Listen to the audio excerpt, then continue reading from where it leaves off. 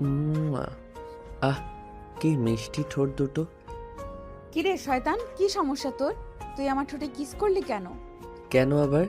এই যে তোকে বললাম না তো, ঠোঁট দুটো দারুণ মিষ্টি। আমার তোর ঠোঁট দুটো চুষে খেতে সেই ইয়াম্মি লাগে, তাই তো সব সময় তোর ঠোঁট দুটো চুষে খেতে চাই। দেখ, একদম আমার মেজাজ খারাপ করবি না বলে দিলাম। খালামুনি তোকে ডাকছে ঘুম থেকে ওঠার জন্য। তাড়াতাড়ি ঘুম থেকে ওঠ আর নাস্তা খেয়ে খালামুনিকে উদ্ধার করতে বলেছে খালামুনি। খালামুনি একটু বাইরে যাবে তাই। আম্মু কেন আমার জন্য বসে আছে? আম্মুকে বলো চলে যেতে। তুমি তো বাসায় আছো, তুমি না হয় আমাকে নিজের হাতে একটু খাইয়ে দেবে। বাসায় মানুষ থাকে তো সেই সুযোগটা পাও না। আম্মুকে চলে যেতে বলো। একদম চর মেরে তো সব কটা দাঁত ফেলে দিব বলে দিলাম। আমি কেন তোকে নিজের হাতে খাবার খাইয়ে দিতে যাব? চুপচাপ বিছানা থেকে ওঠ আর ফ্রেশ হয়ে নিচে চল। আমার ভার্সিটি যাওয়ার সময় হয়ে গেছে, আমি ভার্সিটিতে চলে যাচ্ছি। এই আশা শোন, আমি তো তোর বড় হই, তাহলে তুই আমাকে সবসময় তুই তুই করে কেন বলিস বল তো? আমায় একটু ভালোবেসে তুমি করে বলতে পারিস না? তুই আগে নিজে ভালো হ, তারপর আমার কাছ থেকে ভালো কিছু আশা করিস। আমি কেন তোকে তুমি করে বলতে যাব? তুই কি আমার সমবয়সী? তুই আমার থেকে মাত্র 3 দিনের বড়, আর তার জন্য আমি তোকে তুমি করে বলতে যাব? কখনোই না। এখন কথা না বাড়িয়ে চুপচাপ নিচে আয়, খালামুনি অপেক্ষা করছে। এই কথা বলে আশা রুম থেকে বের হয়ে চলে গেল। অপর দিকে রাজ বিছানা ছেড়ে উঠল আর ওয়াশরুমে চলে গেল ফ্রেশ হওয়ার জন্য। আয়শা রেডি হয়ে তারপর নিচে গেল নাস্তা খাওয়ার জন্য। নাস্তার টেবিলে বসতেই তার আম্মু তাকে বলতে লাগলো, এই ছেলে, কি সমস্যা তোমার? প্রতিদিন তোমাকে ঘুম থেকে ওঠানোর জন্য আর একজন গামলা রাখতে হয় কেন? তুমি কি সকাল সকাল ঘুমিয়ে আর সকাল সকাল ঘুম থেকে উঠতে পারো না? না, রাতের বেলা আমার আবার মোবাইল টিপাটিপি না করলে একটু ভালো লাগে না, আর ঘুম তো একদমই আসে না। তাহলে আমি তাড়াতাড়ি ঘুমাবো কি করে? তাছাড়া আশা তো আমাদের বাড়িতে বসে বসেই খাচ্ছে, তাহলে সকালবেলা আমাকে ঘুম থেকে ডেকে তোলার চাকরিটা করলে তো খারাপ হয় না? আমাকে কি তুই নিজের চাকর পেয়েছিস নাকি, যে আমি প্রতিদিন সকালবেলা তোকে ঘুম থেকে ডেকে তুলবো? আমি পারবো না তোকে ঘুম থেকে ডেকে তুলতে। যদি তোর ইচ্ছে থাকে তাহলে নিজে নিজে এই ঘুম থেকে উঠতে পারিস, তা না হলে সারা দিন ঘুমিয়েই কাটিয়ে দিস। তোকে ভার্সিটিতেও যেতে হবে না। আর হ্যাঁ খালামণি, আমি তোমাকে বলে দিচ্ছি, আজকের পর থেকে কিন্তু আমি আর কখনোই তোমার ছেলেকে ডাকতে যাব না। একে তো আমাদের বাড়িতে বসে বসে খাচ্ছিস, তার উপর আবার এত বড় বড় কথা বলছিস। তুই যদি আমাকে ঘুম থেকে ডেকে তুলতে না পারিস, তাহলে কি তোকে বসিয়ে বসিয়ে খাওয়াবো নাকি?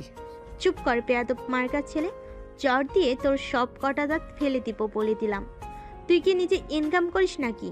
নিজেই তো অন্যের কামাই খাচ্ছিস, তারপর আবার বড় বড় কথা বলছিস। আজ আসুক তোর বাবা, আমি তোর বাবাকে সব বলবো। হায় আল্লাহ, এটা কি করতে গিয়ে কি হয়ে গেল? আমি নিজের বাড়িতে থাকি নাকি অন্যের বাড়িতে থাকি সেটাই তো বুঝতে পারছি না। আমার নিজের আম্মু আমাকে থ্রেট করছে যে আমার আব্বুর কাছে আমার নামে বিচার দিবে। হ্যাঁ, তুমি একদমই ঠিক শুনতে পেয়েছো। যাও, তুমি যদি আমার কথা না শোনো আর উল্টাপাল্টা কাজ করো, তাহলে আমি তোমার আব্বুর কাছে তোমার নামে বিচার দিতে বাধ্য হব। কারণ তুমি ইদানিং বড্ড বেশি বেয়াদব হয়ে যাচ্ছ। খালামুনি, আমি আসছি, ভার্সিটির টাইম হয়ে গেছে। তোমার ওই উগান্ডা মার্কা ছেলের নাস্তা শেষ হলে তারপর ভার্সিটিতে পাঠিয়ে দিও। এই তুই উগান্ডা কাকে বলছিস? তুই উগান্ডা, তোর 14 গোষ্ঠী উগান্ডা। আমার সঙ্গে ভদ্র ভাষায় কথা বলবি, তা না হলে কিন্তু তোর সঙ্গে খারাপ কিছু হয়ে যাবে বলে দিলাম। তাই নাকি? কি করবি তুই? প্রয়োজন হলে তোকে বিয়ে করে সারা জীবন আমার বউ বানিয়ে রাখবো, যাতে করে তুই কখনোই আমার উপরে যেতে না পারিস আর আমার উপর হুকুম খাটাতে না পারিস। হ্যাঁ, তাহলে তো ভালোই হবে। তাহলে আর আমার ভাগ্নির জন্য আলাদা করে পাত্র খুঁজতে হবে না। কিন্তু দুর্ভাগ্য, আমার বোন হয়তো তোর মতো উগান্ডা মার্কা ছেলের সঙ্গে নিজের মেয়েকে বিয়ে দিতে কোনোদিনই সম্মত হবে না। নীল তখন বুঝতে পারল এখানে কথা বলে কোনো লাভ নেই। যেখানে নিজের মা সন্তানের পক্ষ নিয়ে কথা বলে না, সেখানে কথা বলাই তো অনর্থক। তাই সে আর কোনো কথা না বলে চুপচাপ নাস্তা শেষ করে ভার্সিটির উদ্দেশ্যে বের হয়ে পড়ল। এদিকে আশা তো অনেকক্ষণ আগেই ভার্সিটিতে চলে এসেছে। ভার্সিটিতে এসে আশা তার বান্ধবীদের নিয়ে ক্যাম্পাসে বসে আড্ডা দিচ্ছিল। তখনই রাজ সেখানে উপস্থিত হয় আর আশার মাথার চুল টেনে ধরে বলে, এই শাকচুন্নি, এখানে কি করছিস? তোর বান্ধবীদের নিয়ে পরিকল্পনা করছিস নাকি কিভাবে আমার সঙ্গে ঝগড়া করবি? একদম ভালো হবে না বলে দিচ্ছি। তুই কিন্তু ইদানিং খুব বেশি বেড়ে গেছিস। এটা কিন্তু তোর জন্য মঙ্গলজনক নয়। তুই তো খুব ভালো করেই জানিস আমার হাত কত দূর পর্যন্ত চলে। এই দেখ, একদম ফুটানি করতে আসিস না। এটা বাসা নয় যে এখানে কেউ তোকে বাঁচাতে আসবে। এটা ভার্সিটি, এখানে কেউ তোকে বাঁচাতে আসবে না আমার হাত থেকে। ও তাই নাকি? তার মানে তুই আমাকে থ্রেট করছিস, তাই না? আচ্ছা ঠিক আছে, তাহলে আমিও দেখতে চাই তুই কি করতে পারিস। কথাটা শেষ হওয়া মাত্রই রাজ আশাকে একটা চড় মারতে চাইছিল, কিন্তু আশা তাকে সেটা করার সুযোগ না দিয়ে তত করে তার হাতটা ধরে ফেলে আর হাত মোচড় দিয়ে হাতটা ছেড়ে দেয়। আর সঙ্গে সঙ্গে ঠাস ঠাস করে তার দুই গালে দুটো চড় বসিয়ে দিয়ে বলে, আমি আশা করি তুই বুঝতে পেরেছিস আমার সঙ্গে লাগতে আসাটা তোর কর্ম নয়। তাই আজকের পর থেকে কখনো আমার সঙ্গে কথা বলতে আসলেও চিন্তা ভাবনা করে তারপর আসবি। দেখ, তুই যেটা করেছিস একদম খারাপ করেছিস। এর পরিণাম কিন্তু খুবই খারাপ হবে, এটা আমি তোকে বলে দিলাম। এই বলে রাজ সেখান থেকে চলে গেল। ভার্সিটির স্টুডেন্টের সামনে অপমান করা এটা সে কোনোভাবেই হজম করতে পারছে না। ওদিকে ভার্সিটির ছুটি হতে না হতেই রাজ ভার্সিটি থেকে বের হয়ে বাসায় চলে গেল।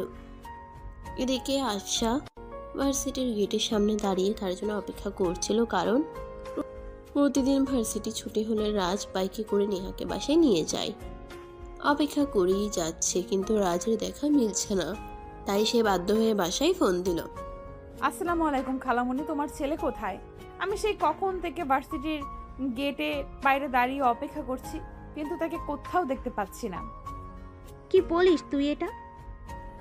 আমার আগে সন্দেহ হয়েছিল, কিন্তু রাজ তো আমাকে বাসে এসে বলল তুই নাকি তোর বান্ধবীদের সঙ্গে ঘুরতে গেছিস আর তাকে নাকি বাসে চলে আসতে বলেছিস। একদম মিথ্যা কথা খালামণি। তোমার ছেলে ভার্সিটিতে এসে আমার সঙ্গে বেয়াদবি করেছে, আমার গায়ে হাত তুলতে চেয়েছিল। আমি তাকে সেটা করতে দেইনি বলে সে আমার সঙ্গে রাগে এসব করছে। আচ্ছা ঠিক আছে, কোনো সমস্যা নেই, তুই একটা অটো নিয়ে বাসে চলে আয়, তারপর ব্যাপারটা আমি দেখছি। আর তার কিভাবে এত বড় দুঃসাহস হয়, সে তোকে বাইরে রেখে নিজে বাসে চলে এলো? আশা তখন আর কোনো কথা না বলে ফোনটা কেটে দিল, আর তারপর একটা অটোতে করে বাসায় চলে এলো। বাসায় এসে দেখতে পেল রাজ নিজেও রুমের দরজা লাগিয়ে উচ্চ শব্দে সাউন্ড বক্স বাজিয়ে গান শুনছে। তখন সে রাজের রুমে বেশ কয়েকবার দরজায় নক করলো, কিন্তু রাজ দরজা খুলল না। তাই সে বিরক্ত হয়ে সেখান থেকে চলে গেল। তারপর ফ্রেশ হয়ে দুপুরের খাবার খেয়ে একটু ঘুমিয়ে পড়ল। যখনই তার ঘুম ভাঙলো, তখনই সে নিজের বুকের উপর কারো নিঃশ্বাস অনুভব করলো। তখনই চোখ খুলে তাকিয়ে দেখলো রাজ তার বুকের উপর শুয়ে আছে। এটা দেখে সে তো একদম ভূত দেখার মতো চমকে গেল আর চিৎকার দিয়ে উঠল।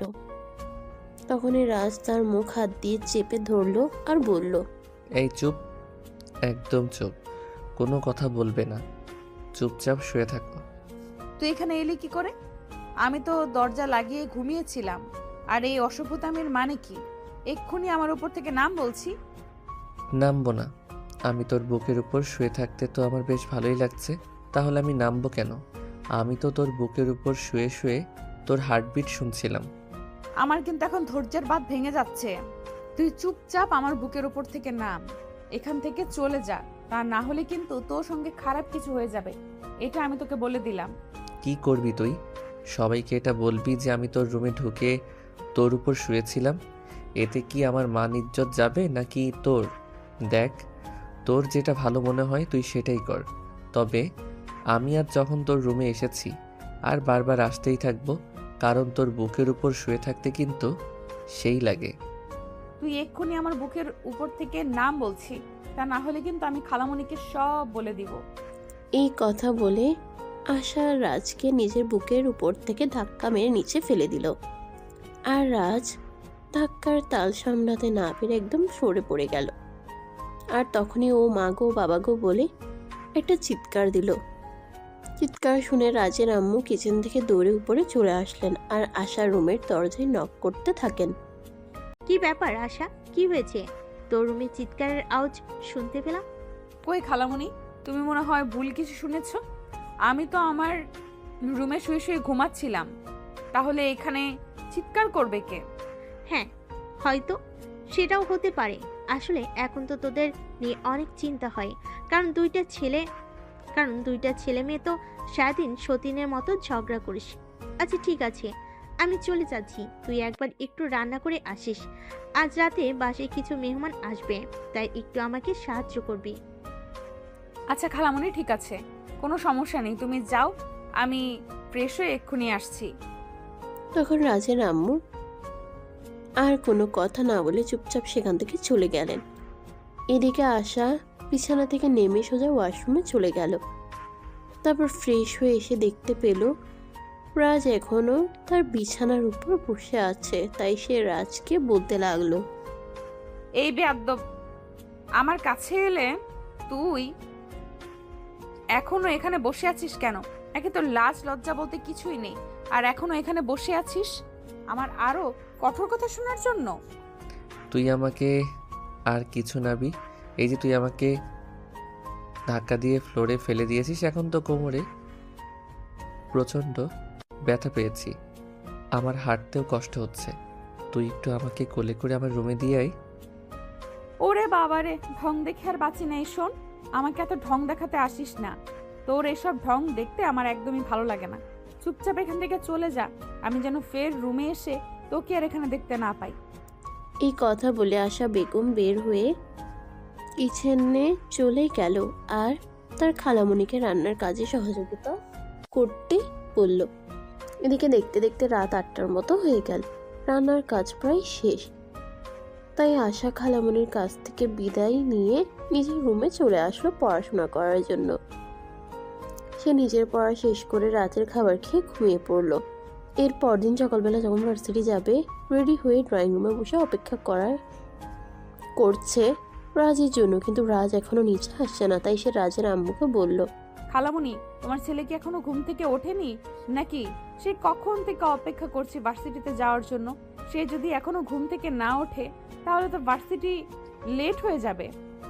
একটা কাজ কর, তুই একটা অটোতে করে ভার্সিটিতে চলে যা। আমি আর রাজকে ডাকাডাকি করতে পারবো না। তার যদি ইচ্ছে হয় সে ঘুম থেকে উঠবে, না হলে ঘুম থেকে ওঠার কোনো প্রয়োজন নেই। তার যা ভালো লাগে সে তাই করুক। আচ্ছা ঠিক আছে খালামণি, কোনো সমস্যা নেই। আসলে তোমাকে এই জন্যই বললাম, আমি যদি তোমাকে না বলে ভার্সিটিতে চলে যাই তারপর তো আবার তুমি আমাকে কিছু বলতে পারো, তাই। এ বলে আশা খালামণির কাছ থেকে বিদায় নিয়ে বাসা থেকে বের হয়ে চলে গেল। এদিকে রাজের যখন ঘুম ভাঙলো তখন প্রায় দুপুর 12টার মতো বাজে। সে ঘুম থেকে উঠেই মোবাইলটা হাতে নিল। মোবাইল হাতে নিয়ে যখন দেখতে পেল প্রায় 12টা বাজে, তখন সে চিৎকার করে তার আম্মুকে ডাকতে লাগলো, আম্মু, ওই আম্মু, কোথায় তুমি? একটু তাড়াতাড়ি এদিকে আসো তো। কি ব্যাপার, কি হয়েছে? তোর কি সমস্যা? এভাবে সারের মতো চেঁচামেচি করছিস কেন? আমি ষাঁড়ের মতো চেঁচামেচি করছি তাই না? আচ্ছা ঠিক আছে, এখন তুমি আমাকে এইটা বলো যে এখন কয়টা বাজে? এখন কয়টা বাজে সেটা জেনে আমার কোনো কাজ নেই, তাই আমি দেখার বা জানার কোনোটাই প্রয়োজন বোধ করছি না। আম্মু, এখন দুপুর 12টা বেজে গেছে, তুমি আমাকে সকালবেলা ঘুম থেকে ডেকে দাওনি কেন? আমার তো আজ ভার্সিটিতে যাওয়াই হলো না, সামনেই আমার এক্সাম। এখন যদি ভার্সিটিতে না যাই তাহলে প্রিন্সিপাল স্যার আমাকে বকাবকি করবে। তোমার সঙ্গে যেটা হওয়ার উচিত সেটা তো হতেই হবে, কারণ তুমি তো সেটারই যোগ্য। যে ছেলে নিজের ইচ্ছে ঘুম থেকে উঠে ভার্সিটি যেতে পারে না, তাকে কেন আরেকজন ঘুম থেকে ডেকে দিতে যাবে? তোমার ইচ্ছে হলে তুমি নিজের ইচ্ছাতেই ঘুম থেকে উঠে ভার্সিটি যেতে পারো, আর না হলে নাই। আমাদের কোনো মাথা ব্যথা নাই এই ব্যাপারে। রাজ তখন খুব ভালোভাবে বুঝতে পারলো তার আম্মুর সঙ্গে কথা বলে আর কোনো লাভ হবে না, তাই সে কোনো কথা না বলে চুপচাপ বিছানা থেকে নেমে ওয়াশরুমে চলে গেল।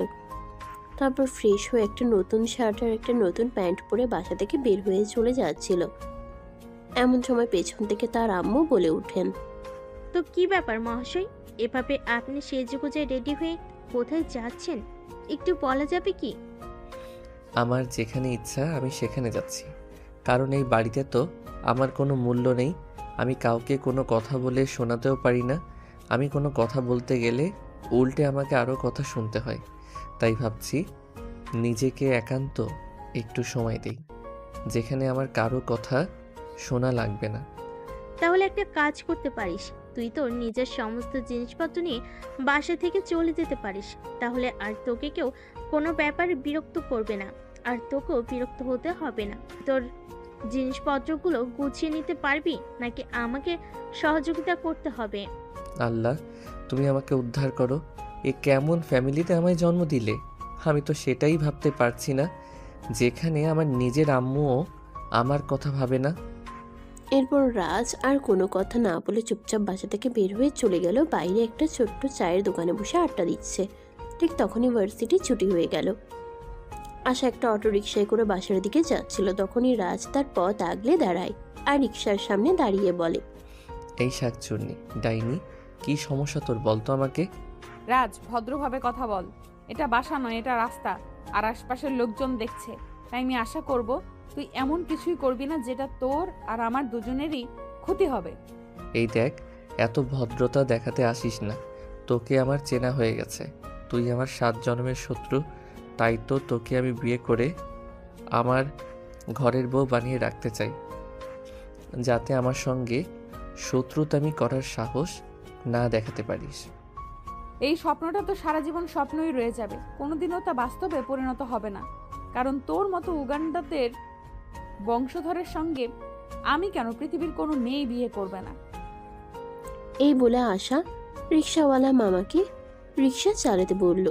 আর রিকশাওয়ালা মামা তো এখন সেখানে আর দাঁড়িয়ে না থেকে রিকশা চালিয়ে আশাকে বাসা পর্যন্ত পৌঁছে দিল। বাসায় এসে আশা তার খালামণির কাছে সবকিছু খুলে বলল। সবকিছু শুনে তার খালামণি বলল, আমি বুঝতে পারি না এই ছেলেটার আসলে সমস্যাটা কোথায়, মাথায় নাকি পেটে? আচ্ছা ঠিক আছে, তুই কোনো চিন্তা করিস না, আজ বাসে আসুক, একে এমন শিক্ষা দিব জনমের মতো ভালো হয়ে যাবে। এই কথা তো তুমি প্রতিদিনই বলো, কিন্তু আদৌ কি তুমি তোমার ছেলেকে একটুও ভদ্র করতে পেরেছো? পারোনি তো। আসলে এটা তোমাদেরই ব্যর্থতা, কারণ নিজের সন্তানকে সুশিক্ষায় শিক্ষিত করতে না পারলে এরকম তো হবেই।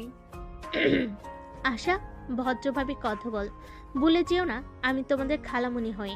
আর রাজ আমার নিজের ছেলে, তাকে আমি যথেষ্ট শাসন করি, কিন্তু ছেলেটা এমন বিগড়ে গিয়েছে, তো আর কি করব বলো? এটা তো আর মেরে ফেলার মতো জিনিস নয় যে মেরে ফেলে দেব। হাজার হোক আমার নিজের সন্তান বলে কথা। আই এম সরি খালামণি, আমি আসলে তোমাকে হার্ট করতে চাইনি, কথাটা মুখ ফসকে বের হয়ে গেল। সরি, প্লিজ আমাকে ক্ষমা করে দিও। এই বলে নেহা সেখান থেকে চলে গেল। আর সেদিন রাত সারাদিন বাসায় আসলো না। যখন বাসায় আসলো তখন রাত প্রায় 10টার কাছাকাছি বাজে। সবাই খেয়ে দিয়ে নিজের রুমে চলে গেছে। তার আম্মু ড্রয়িং রুমে বসে তার জন্য অপেক্ষা করছে। বাড়িতে এসে রাজ যখন কলিং বেল চাপ দিল তখন তার আম্মু এসে দরজা খুলে দিল। রাজ যেই না বাসার ভিতরে ঢুকতে যাবে তখনই তার আম্মু তাকে ঠাস করে কয়েকটা চড় মেরে বলতে লাগলো, এই অসভ্য বদমাইশ ছেলে, তোকে আমি কতবার বলেছি একটু ভালো হ, নিজেকে একটু বদলানোর চেষ্টা কর, কিন্তু তুই সেটা করবি না বলে ঠিক করে রেখেছিস। আমার কোনো কথা শোনার ইচ্ছে তো তোর নেই। তুই কি জীবনে কোনোদিন ভালো হবি না বলেই ঠিক করে নিয়েছিস? আম্মু, তুমি আমার গায়ে হাত তুললে এটা আমি কোনোদিন কল্পনাও করিনি। তোর জন্ম দেওয়ার আগে আমি এটা চিন্তা করিনি যে তুই আসলে একটা অমনুষ হবি। যদি জানতাম তাহলে তোকে জন্মের পরেই গলা টিপে মেরে ফেলতাম। আম্মু, তোমাকে আমি একটা কথা বলতে চাই। দেখো, আসলে আশাকে আমি ভালোবাসি, তাকে আমি বিয়ে করতে চাই, আর সারা জীবন একসঙ্গে থাকতে চাই, তাই তো তার সঙ্গে আমি এরকম করি যাতে সেটা তোমাদের চোখে পড়ে আর তোমরা কিছুটা হলেও আন্দাজ করতে পারো। কিন্তু আশা মনে হয় আমাকে একদমই সহ্য করতে পারে না। কথাটা রাজকে শেষ করতে না দিয়ে তার আম্মু তার গালে আরো 2টা চড় মেরে বলতে লাগলো। হাই আল্লাহ, তোর মেন্টালিটি এত নিচু, আমার ভাবতে অবাক লাগছে। নিজের খালাতো বোনকে বিয়ের কথা বলতে কি তোর একবার লজ্জা করেনি? ছি ছি, আমি এসব কি শুনছি? আম্মু দেখো, ভালোবাসা বলে কই হয় না। আশা আর আমি দুজনে সেই ছোট থেকে একসঙ্গে বড় হচ্ছি। আমাদের বেড়ে ওঠা একসঙ্গেই। নিজেদের ভালো বন্ধু বলতে আমরা দুজন দুজনকেই চিনি। কখনো তো আশা ছাড়া অন্য কোনো মেয়ের সঙ্গে আমার সেইভাবে মেলামেশা করা হয়ে ওঠেনি। আমার বুঝবার মতো সময়টা, আমার প্রেম করার মতো সময়টা, আমার কাউকে ভালো লাগা ভালোবাসার মতো সময়টা আমি আশার সঙ্গেই তো পার করেছি। তাই তো আমার জীবনে অন্য কোনো নারী মনে হয় কখনো জায়গা করতে পারবে না। তাই বলে নিজের আপন খালাতো বোনকে কেউ ভালোবেসে বিয়ে করার কথা বলে? হাই আল্লাহ, আমি এটা কেমন ছেলে জন্ম দিলাম? তুই এখনই আমার চোখের সামনে থেকে দূর হয়ে যা, আমি তোর চেহারাটাও দেখতে চাইছি না। রাজ তখন কোনো কথা না বলে চুপচাপ সেখান থেকে চলে গেল। এই সকল কথাবার্তা আড়াল থেকে শুনছিল রাজের আব্বু, রাজের আম্মু।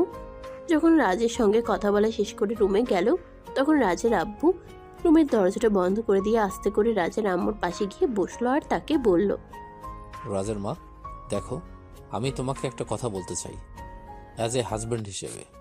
তুমি আবার এত ঢং করে কি বলতে এসেছো? কি বলবে তাড়াতাড়ি বলে ফেলো, আমার আবার এত সময় নেই, ঘুম পাচ্ছে আমার, আমি ঘুমাবো। দেখো, আমরা দুজন তো দুজনকে ভালোবেসে বিয়ে করেছি, তাই আমাদের উচিত আর একজনের ভালোবাসাটাকে রেসপেক্ট করা, ভালোবাসাটাকে বোঝা। মানে তুমি আমাকে কি বলতে চাইছো আর কি বোঝাতে চাইছো সেটা সরাসরি বলো। হেয়ালি করে কথা বলা যে আমার একদমই পছন্দ নয়, সেটা তো তুমি খুব ভালো করে জানো, তাই নয় কি? আসলে আমি তোমাকে এটাই বলতে চাইছিলাম যে রাজ আর আশা ওদের লাইফের অনেকটা সময় একসঙ্গে কাটিয়েছে। তাছাড়া আশা তো সেই ছোটবেলা থেকে রাজের সঙ্গে রয়েছে, তাই আমার মনে হয় রাজ যেটা বলছে একদম সত্যি কথাই বলছে। তার মানে তুমি আমাকে এটা বলতে চাইছো যে তুমি তোমার ছেলেকে সাপোর্ট করছো, তাই নাকি? কিন্তু আমি সেটা করতে পারলাম না, কারণ আশারামও আমার আপন মায়ের পেটের বোন, তাকে আমি কোনোদিন এমন প্রস্তাব দিতে পারবো না। আর সবচেয়ে বড় কথা হলো, আশাকে আমি দেখেছি, আশা তোমার ছেলেকে বরাবরই আপন ভাইয়ের চোখে দেখে আসে।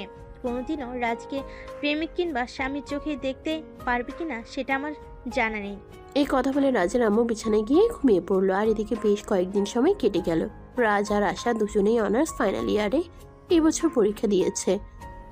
পরীক্ষা শেষ হয়েছে এই তো 2 দিন হলো, তাই তারা গ্রামের বাড়িতে যাওয়ার জন্য রেডি হচ্ছে। অনেকদিন সে তার বাবা মায়ের সঙ্গে দেখা করে নাই, তাই আশা রেডি হয়ে ড্রয়িং রুমে বসে আছে। তখনই ওর খালামণি সেখানে আসলো আর বলল, আচ্ছা ঠিক আছে, তাহলে তুমি যাও। আর রেজাল্টের সময় কি এখানে আসবে? সেটা আমি সঠিক বলতে পারছি না, কারণ তুমি তো জানোই আমিও তোমার সঙ্গে কি ব্যাপারে কথা বলছি।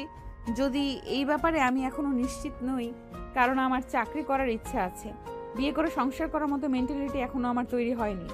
এই কথাটা একটু দূরে থেকে রাজ শুনছিল আর তখনই সেখানে এসে তার আম্মুর দিকে তাকিয়ে চিৎকার করে বলতে লাগলো, তার মানে কি আম্মু, তুমি আমার জন্য কিছুই করতে পারবে না?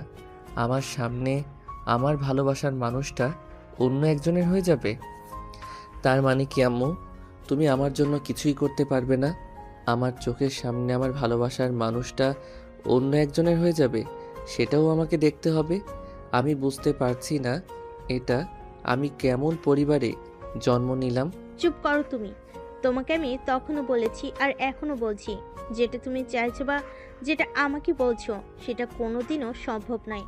আসলে যদি আমার আপন বোনের মেয়ে না হতো তাহলে আমি বিষয়টা ভেবে দেখতে পারতাম, কিন্তু তুমি সবকিছু জেনে শুনে এরকমটা করতে পারো না। আমরা সবাই মিলে দেখে শুনে তোমাকে বিয়ে করব।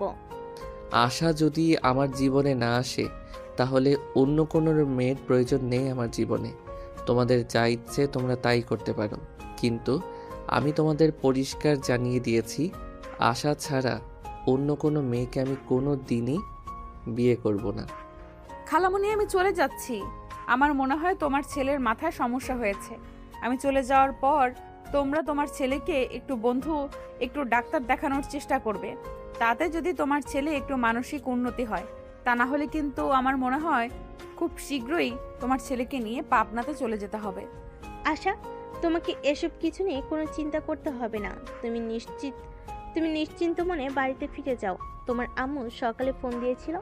আমি তোমার আম্মুর সাথে কথা বলেছি। ওর ব্যবস্থা আমি করছি। ওটা নিয়ে তুমি কোনো টেনশন করো না। অতঃপর আশা আর কোনো কথা না বলে চুপচাপ সেখান থেকে বের হয়ে বাড়ির উদ্দেশ্যে রওনা দিল। সে যখন গ্রামে এসে পৌঁছালো তখন প্রায় বিকেল হবে। বাড়ির গেটের সামনে দাঁড়িয়ে এসে তাড়াতাড়ি তার চাচাতো ভাই বোনেরা তাকে ঘিরে ধরল, আর সবাই তার সঙ্গে অনেক কথা বলতে থাকলো। এভাবে তার চাচাতো ভাই বোনদের সঙ্গে কথা বলা শেষ করে ভিতরে যেতে যেতে প্রায় সন্ধ্যা হয়ে গেল। তার আম্মু তখন রান্নাঘরে কাজ করছিল, তাকে দেখে বলল, কি ব্যাপার আশা, তোমার আসতে এত দেরি হলো কেন? আমি তো সকালবেলা তোমার খালামুনির সঙ্গে ফোনে কথা বলেছিলাম। সে তো বলেছিল তুমি দুপুরের মধ্যেই চলে আসবে, কিন্তু এদিকে তো বিকেল গড়িয়ে সন্ধ্যা হয়ে গেল। আম্মু খালামণি ঠিক কথাই বলেছিল, কিন্তু সমস্যা হলো রাস্তায় প্রচুর যানজট ছিল, যার কারণে আমাকে আসতে দেরি হয়েছে। যাই হোক, কোনো ব্যাপার না। আমার খুব ক্ষুধা পেয়েছে, আমাকে কিছু খেতে দাও। তোমার আর রাজের দুজনেরই তো ভার্সিটি বন্ধ, তাহলে তুমি তোমার সঙ্গে রাজকে এখানে নিয়ে আসতে পারতে। ছেলেটা তো সেই ছোটবেলা থেকে শহরে বড় হয়েছে, গ্রামের পরিবেশ আর আবহাওয়া তো সে দেখেইনি। ছেলেটাকে তোমার সঙ্গে নিয়ে আসলে কয়েকটা দিন এখানে থাকতে পারতো। তোমার ওই উগান্ডারের বংশধর ভাগ্নেকে এখানে নিয়ে আসার কোনো ইচ্ছে আমার নেই। ওদের বাড়িতে রয়েছি বলে আমাকে যেইভাবে ইচ্ছে সেইভাবে জ্বালিয়ে, আর এখানে আমি নিজের বাড়িতে এসে কি ওর জ্বালাতন সহ্য করব নাকি? এটা কিন্তু তুমি একদম ঠিক বলনি।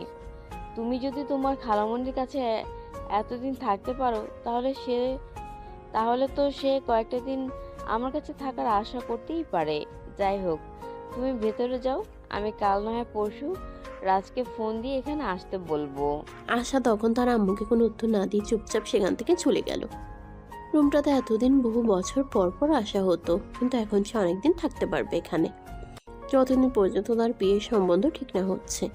রুমে এসে ফ্রেশ হতে চলে গেল।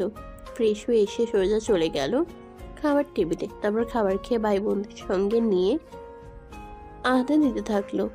এভাবে কেটে গেল সেই দিনের দিনটা। পরের দিন সকালবেলা ঘুম থেকে উঠতে না উঠতেই মোবাইলের রিংটোন বাজতে শুরু করলো।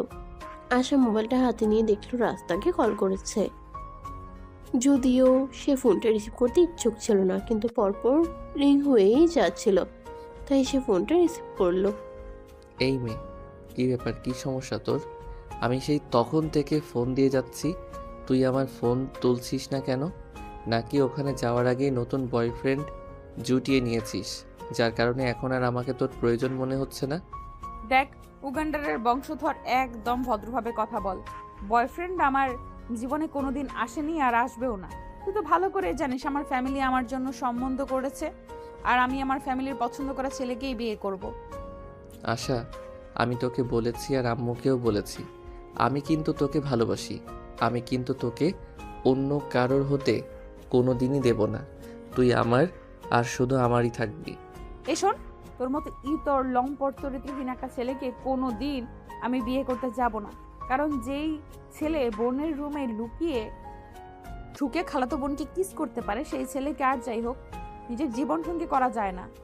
এই শোন, তোর যা ইচ্ছে তাই করতে পারিস, কিন্তু তুই যদি আমাকে ছাড়া ভুল করেও অন্য কোনো ছেলেকে বিয়ে করিস, তাহলে কিন্তু আমি তোকে এইটা বলে দিচ্ছি, তুই বিয়ে করতে পারবি ঠিকই ওই ছেলেটাকে, কিন্তু তোর সঙ্গে বাসর ঘরে আমি থাকব। রাজ, এখন কিন্তু একদম বেশি হয়ে যাচ্ছে। তুই কিন্তু একদম ধৈর্যের সীমা ছাড়িয়ে যাচ্ছিস। এর ফল কিন্তু খুবই খারাপ হবে, এটা আমি তোকে বলে দিলাম। তুই কি খারাপ করতে পারিস সেটা আমিও দেখতে চাই। আমি আগামীকাল সকাল হওয়ার আগেই তোদের বাড়িতে পৌঁছাচ্ছি, কথাটা তুই মনে রাখিস। মানে তুই কি বলতে চাইছিস? আমি এক্ষুনি নিজের সমস্ত জিনিসপত্র গুছিয়ে নিয়েছি, আর আজ বিকালেই তোদের বাড়ির উদ্দেশ্যে রওনা দিব। আশা করি আগামীকাল সকাল হওয়ার আগেই তোদের বাড়িতে পৌঁছাতে পারবো। আর এই খবরটা তুই খালামণিকে দিয়ে রাখবি। কথাটা বলেই রাজ ফোনটা কেটে দিল। অপরদিকে তখনই আশার আম্মু তাকে ডাকতে এলো। এই আশা, আশা, কি হলো? তুই এখনো ঘুম থেকে উঠিসনি কেন? শীতের সকাল, সবাই অপেক্ষা করছে তোর জন্য। পিঠা বানিয়েছি, একসঙ্গে খাবি বলে। আর এই শীতের সকালে কেউ এত সকালে ঘুম থেকে ওঠে নাকি? আমি আরো পরে ঘুম থেকে উঠবো। তোমরা সবাই নাস্তা করে নাও, আমার জন্য অপেক্ষা করতে হবে না। সেটা আমাকে বললে তো হবে না। তোমার আব্বু, তোমার চাচু, তোমার চাচিরা সবাই তোমার জন্য অপেক্ষা করছে। তুমি এক্ষুনি বিছানা থেকে নেমে এসো। আশা তখন আর কোনো উপায়ন্তর না পেয়ে বিছানা থেকে নেমে ফ্রেশ হয়ে তারপর সবার সঙ্গে নাস্তা করতে নিচে চলে গেল।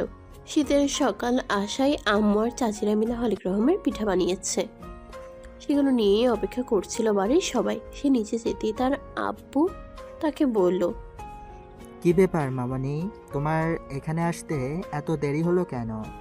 আমরা সবাই সেই কখন থেকে নাস্তা নিয়ে তোমার জন্য অপেক্ষা করছি। এতদিন পর তুমি বাড়িতে এসেছো বলে কোথায় সবাই মিলে একসঙ্গে নাস্তা খাবো? আমি তো আম্মুকে বলেছিলাম তোমরা খাবার খেয়ে নিতে। আসলে শীতের সকালে কি এত সকালবেলা ঘুম থেকে উঠতে ইচ্ছে করে? তাই তো আমি আম্মুকে বলেছিলাম আমি আরেকটু ঘুমাবো। আরে মামনি, এরকমটা বললে হয় নাকি? তুমি এতদিন পর বাড়িতে এসেছো, এখন তো একটু আমাদের সময় দিতেই হবে।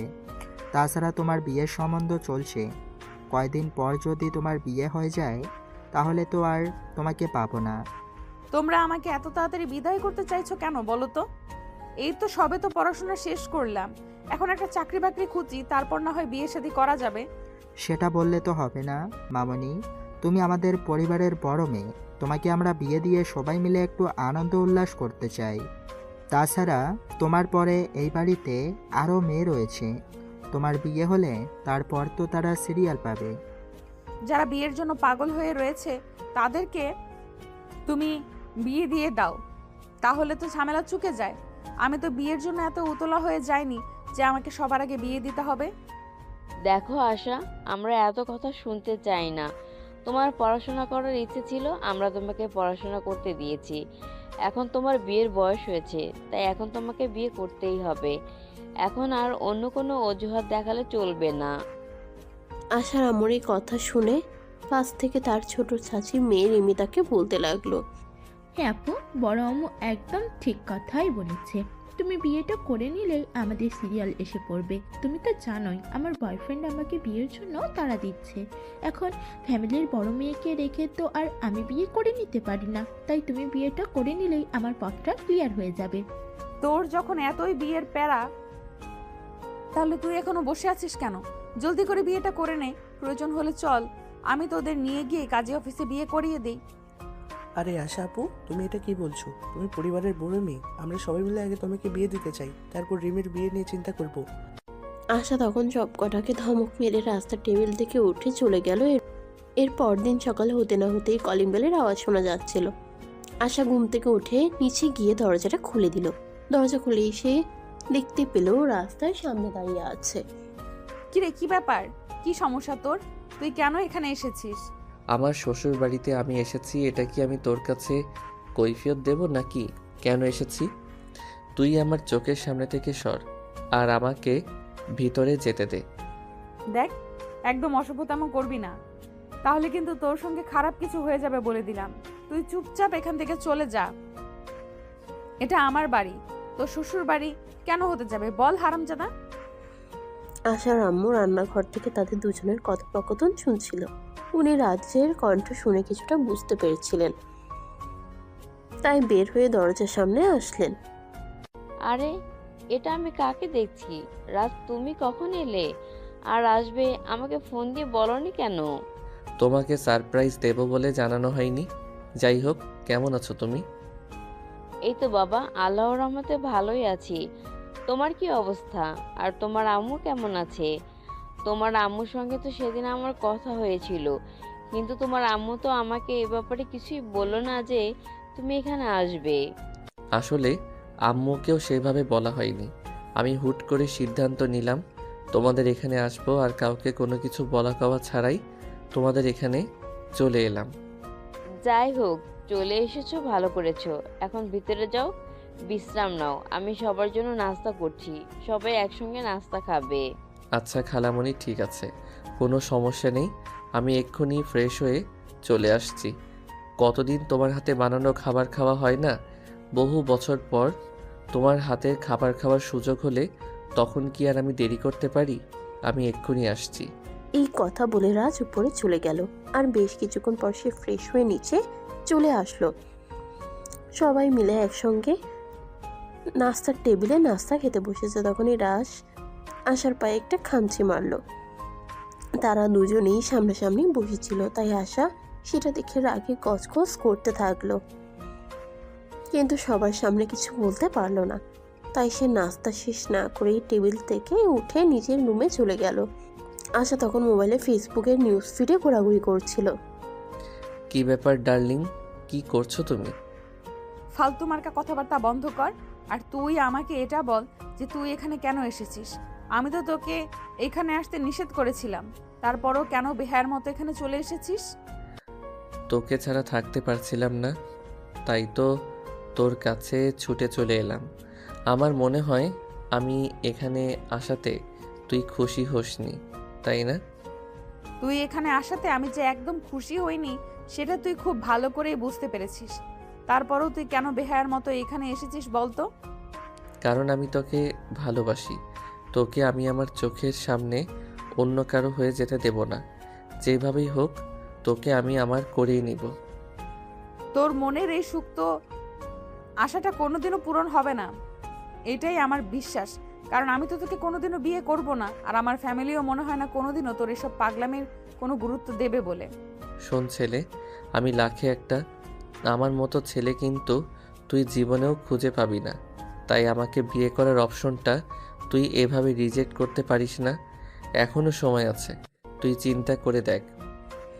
আশা তার এইসব কথার কোনো পাত্তা না দিয়ে সেখান থেকে বের হয়ে সোজা বাইরে চলে গেল। সে বাড়ির সামনের ফুল বাগানে বসে আছে আর চাচাতো ভাই বোনদের নিয়ে গল্প করছে। তখনই সেখানে আসার আম্মু আসলো।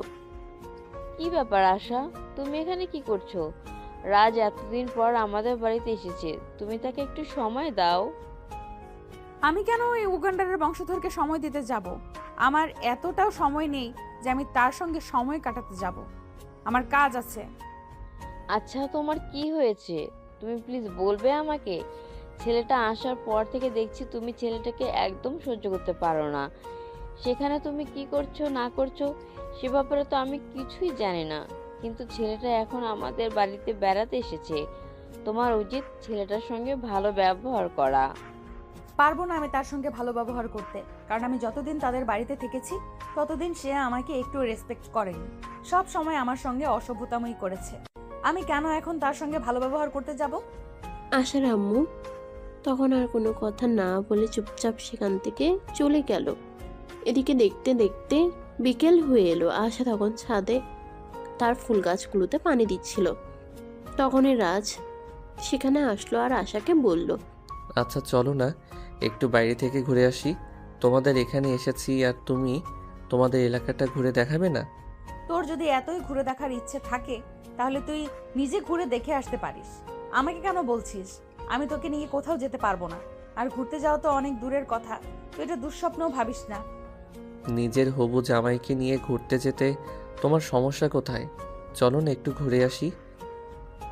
রাজের এই কথায় আশা খুব রেগে গেল। ঠাস করে রাজের গালে একটা চড় বসিয়ে দিয়ে বলতে লাগলো, এটাই আসলে তোর প্রাপ্য ছিল। তুই তো একটা নির্লজ্জ বেহায়া। আমার কাছে এলে তোকে এত কথা বলি তাও তোর লজ্জা হয় না। বেহায়ার মতো একটা কথা তুই বারবার বলতেই থাকিস। আশা করি আজকের পর আর এমন কিছু করার সাহস পাবি না। কে বলছে তোমারে আমি সাহস পাবো না? রাগ আর অভিমান হোক, তোমার ছোঁয়া তো পেয়েছি, সেটাকে আমি আমার তোমার ভালোবাসা বলে চালিয়ে নেব। জীবনে বেহায়া ছেলে বহুত দেখেছি, কিন্তু তোর মতো বেহায়া ছেলে আমি আমার সারা জীবনে একটাও দেখেছি বলে মনে হয় না। তুই আসলেই একটা বেহায়া। আশা তখন আর কোনো কথা না বলে সেখান থেকে চলে গেল। আর রাজ তখনও আশার চাচাতো ভাই বোনদের সঙ্গে বসে সেখানেই গল্প করতে লাগলো। তখনই আশার চাচাতো ভাই রাজকে বলে, ভাইয়া আমার মনে হয় আপুর পেছনে টাইম ওয়েস্ট করে আপনার কোনো লাভ হবে না, কারণ আমাদের ফ্যামিলির মেয়েরা প্রেম ভালোবাসা ওসব খুব একটা বিশ্বাস করে না। রিমির সম্পর্ক করে সেটা অন্য কথা, কারণ সে ছোটবেলা থেকেই প্রেমে বিশ্বাসী ছিল। সমস্যা নেই, চিন্তা করো না, আমি তোমাকে কথা দিচ্ছি। তোমার বোন আশাকে আমি আমার ঘরের বউ বানিয়েই ছাড়বো। সে যে যাই বলুক আর যত চেষ্টাই করুক না কেন, আমি কিন্তু কোনোভাবেই তোমার বোন আশাকে অন্য কারো হতে দেব না। আচ্ছা ভাইয়া, ঠিক আছে, আপনার জন্য শুভকামনা রইল। যদি আমি জানি না আপনার মনের আশা কোনোদিন পূর্ণ হবে কি না, কারণ আশা আপু ছোটোবেলা থেকেই এক কথা, মানুষের যখন কোনো একটা সিদ্ধান্ত নেই, কেউ তাকে সেই সিদ্ধান্ত থেকে পিছু হটাতে পারে না। তারপরে যদি আপনি সেটা করতে পারেন, তাহলে মনে করব আপনি পৃথিবীতে অন্যরকম এক পুরুষ, যাকে কিনা সম্পূর্ণ আলাদাভাবে সৃষ্টি করা হয়েছে। ঠিক আছে, তাহলে অপেক্ষা করতে থাকো আর দেখতে থাকো আমি কি করি আর কি করতে পারি। এরপর চলে গেল আরও 2 থেকে 3 দিন। আজ আশাকে তার বাবার পছন্দ করা ছেলে দেখতে আসবে, তাই সকাল থেকেই বাড়িতে তোড়জোড় চলছে। আশার আম্মু সকালবেলা থেকে রান্নাঘরে, সেই সঙ্গে তার চাচিরাও সবাই মিলে বাড়িঘর পরিষ্কার করছে, গুছাগুছি করছে। দেখতে দেখতে দুপুর গিয়ে বিকেলে হতে চললো, আর পাত্রপক্ষ চলে আসলো। পাত্রপক্ষের সামনে আশাকে নিয়ে আসা হলো। আশাকে অনেক সুন্দর করে সাজানো হয়েছে। একটা পিঙ্ক কালারের শাড়ি নিয়ে আসা এমনিতেও যথেষ্ট সুন্দরী, আর এই শাড়িটাতে আশাকে অনন্য লাগছিল। দেখা দেখির পর্ব শেষ হলে আশা আর পাত্রকে আলাদা করে কথা বলার জন্য দেওয়া হলো। আর তখন আশার আম্মু রাজকে তাদের সঙ্গে যেতে বলল। আর এই কথা শুনে রাজ আশার আম্মুকে বলে, খালামণি, সেটা তো খুব একটা প্রয়োজন আছে বলে মনে হয় না, কারণ বিয়েটা তোমার মেয়ের যদি ভালো মনে হয় তাতেই ভালো। সেখানে আমরা কেন যাব? আর তারা দুজন কথা বলবে, সেখানে তো কাবাবের হাড্ডি হওয়ার কোনো প্রয়োজন আছে বলে আমি মনে করি না। সেটা ঠিক আছে।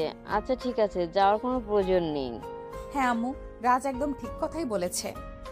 বিয়েটা আমার, তার নয়, তাই যে কোনো সিদ্ধান্ত আমাকেই তো নিতে হবে। তাই সেখানে ওর যাওয়ার প্রয়োজন আছে বলে আমিও মনে করছি না।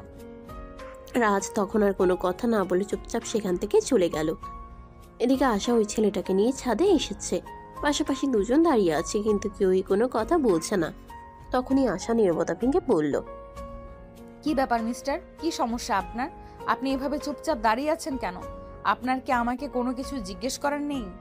না মানে, আসলে আপনাকে তো আমার অনেক কথা জিজ্ঞাসা করার ছিল, কিন্তু কিভাবে জিজ্ঞেস করব সেটা তো বুঝতে পারছি না।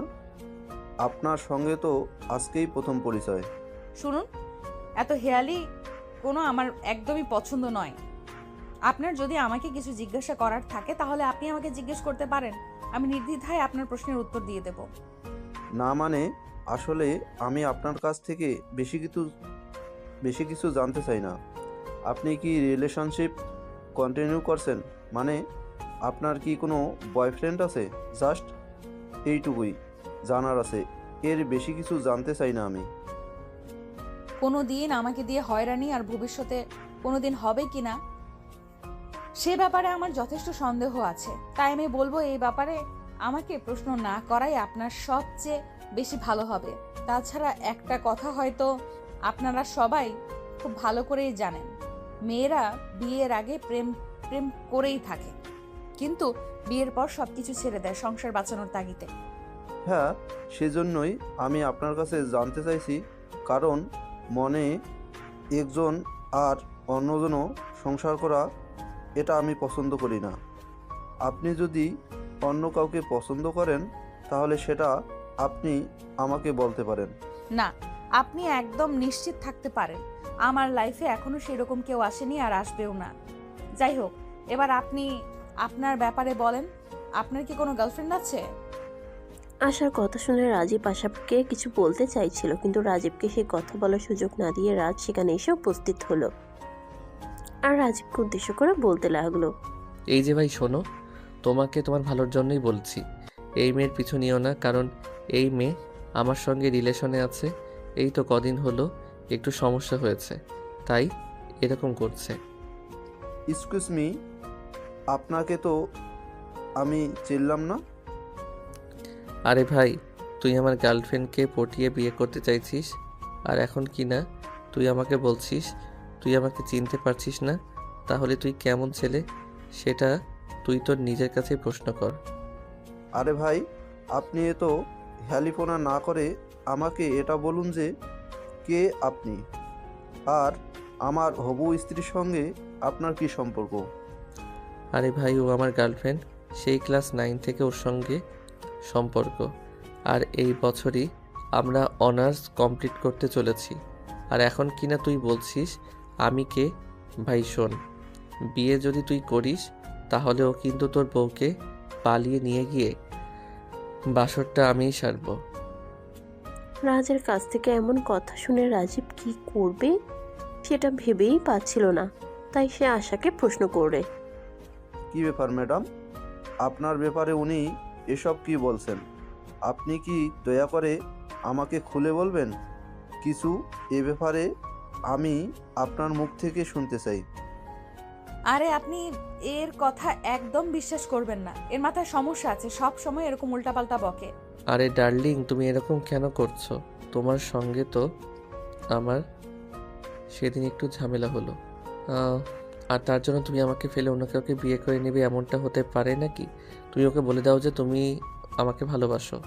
দেখ রাজ, এখন কিন্তু একদম বেশি বাড়াবাড়ি হয়ে যাচ্ছে। আমি কিন্তু তোর ব্যাপারে সবার কাছে বলে দেব। কথাবার্তা বন্ধ করে এই সব কিছু আমি আর সহ্য করতে পারছি না। এবার তুই দয়া করে আমাকে রেহাই দে। এতদিনের ভালোবাসার সম্পর্ক আমাদের, আর তুই আমাকে বলবি আমি তোকে রেহাই দিয়ে দিব? এমনটা তো হতেই পারে না। আমি আমার সামান্য একটা ভুলের জন্য নিজের ভালোবাসাকে কখনোই হারাতে পারবো না। তুই আমার প্রথম আর শেষ ভালোবাসা। জীবনের বিনিময়ে হলেও তোকে আমি আমার করবই।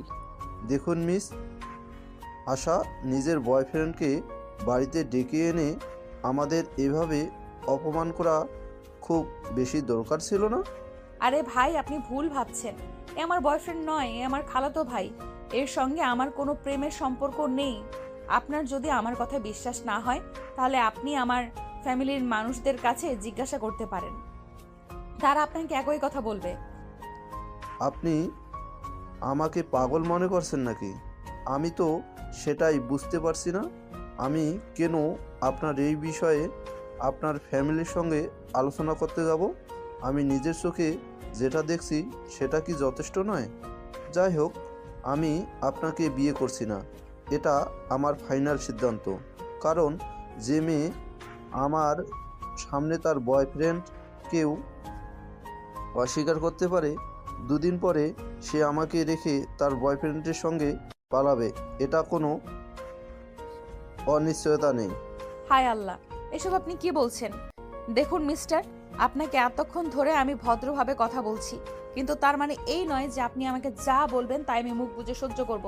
দেখুন, আপনি আমার সম্পর্কে কোনো কিছু না জেনে আমার চরিত্রের উপর আঘাত আনতে পারেন না।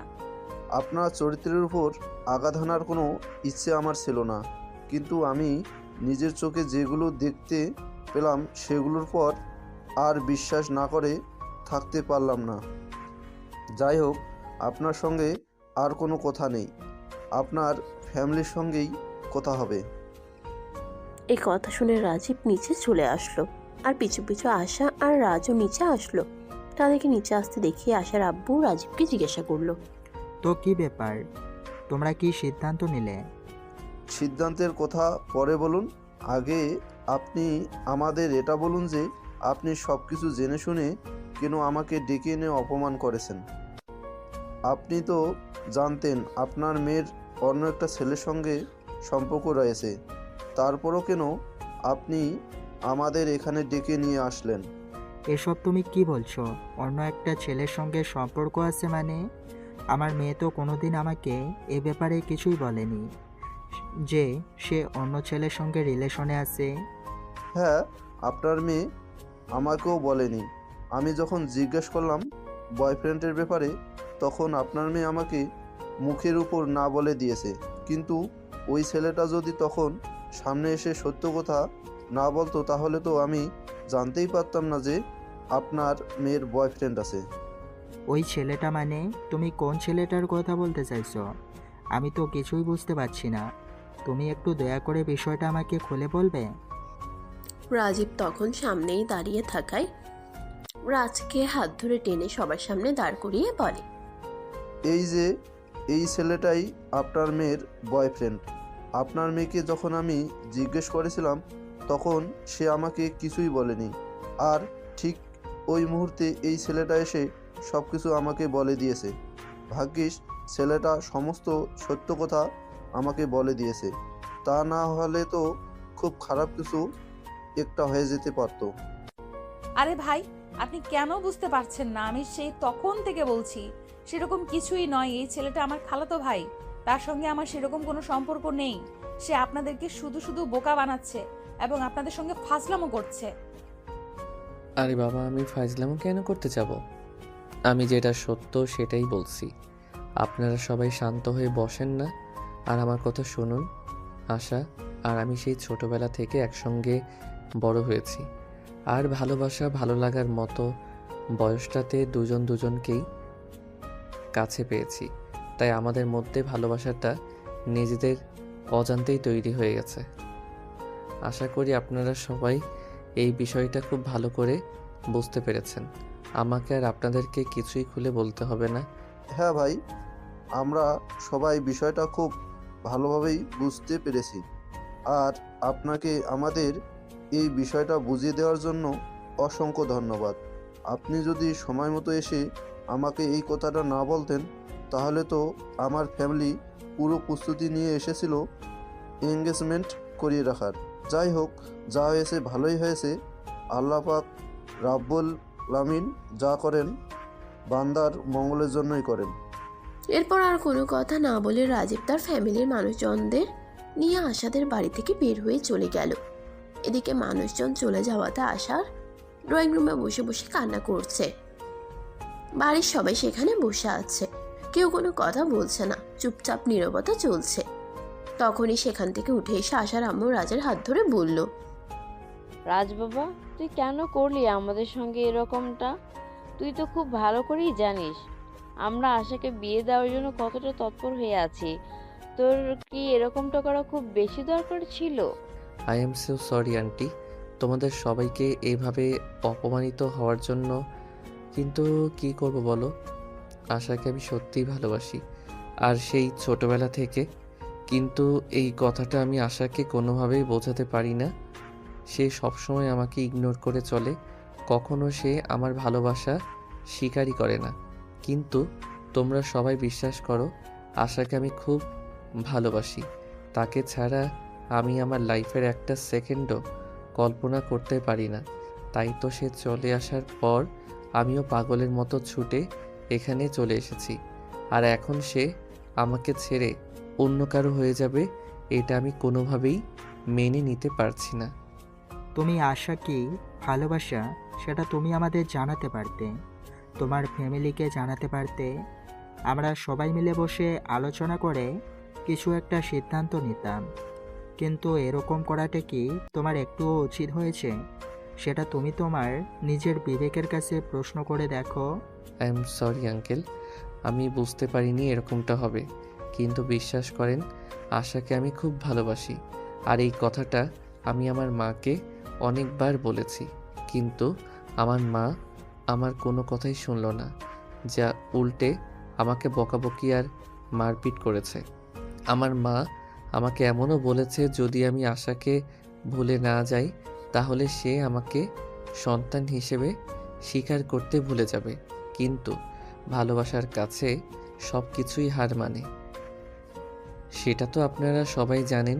তাই আশাকে আমি ভালোবাসি বলে সব কিছু ফেলে এইভাবে এখানে চলে এসেছি, কারণ আশাকে আমার লাগবেই, পুরো পৃথিবীর বিনিময়ে হলেও।